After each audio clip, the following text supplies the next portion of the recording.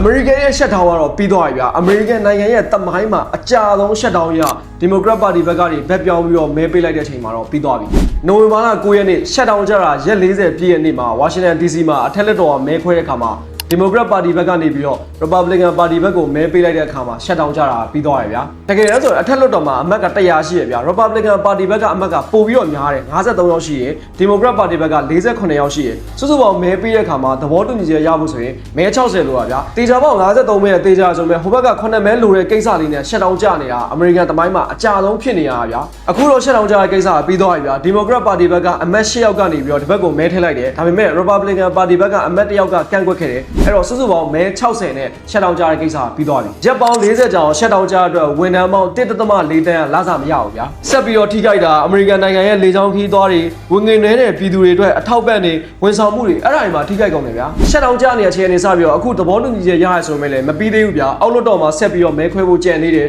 ပြီးတော့ဝန်ထမ်းတွေရုံးပြတ်တက်ဖို့တွေလည်းလုပ်ရအောင်မယ်ပြီးတော့အခုရသွားတဲ့သဘောတူညီချက်ဆိုတာလည်း January လ30ထိပဲခံပါဗျာနောက်ထပ်တစ်ချိန်မှာ shutdown မကြဘူးဆိုရင်နောက်ထပ်ဆွေးနွေးညှိနှိုင်းတာတွေလည်းထပ်လုပ်ရအောင်ပါ Democrat တွေအဓိကတောင်းတဲ့ကျန်းမာရေးစောင့်ရှောက်တဲ့အထောက်ပံ့တွေတက်တန်းတိုးဖို့ကိစ္စကိုလည်းဒီဇင်ဘာလမှာမဲခွဲဆုံးဖြတ်ဖို့သဘောတူညီချက်မှာပါတယ်ဗျာလစာများတဲ့ဝန်ထမ်းတွေကိုလစာပြန်ပေးဖို့စာနာရိတ်ခါအစီအစဉ်တွေကိုလည်းနောက်နှစ်ထိထပ်ပေးဖို့ဆိုပြီးတော့အာမခံချက်ထဲမှာပါတယ်